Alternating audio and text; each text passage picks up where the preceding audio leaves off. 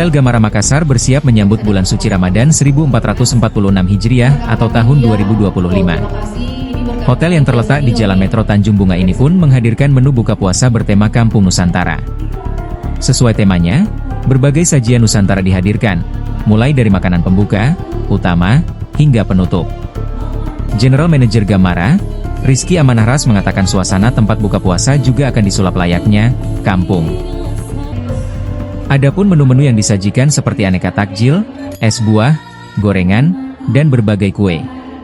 Untuk menu Nusantara ada sate, kambing guling, gado-gado, dan sebagainya.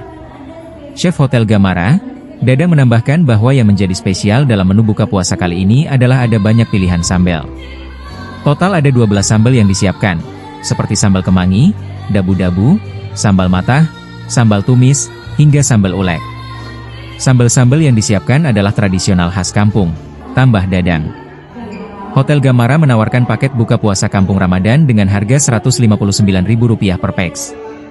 Dengan harga tersebut, tamu sudah bisa menikmati segala sajian yang disiapkan, all you can eat.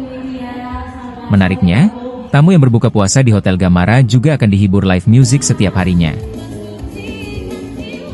Untuk iftar tahun 2025 ini ada kambing guling, aneka sate dengan sambal-sambalan.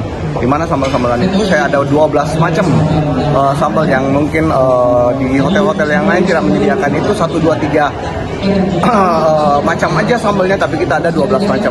Semuanya tradisional kampung sambal kampung yang kita sediakan.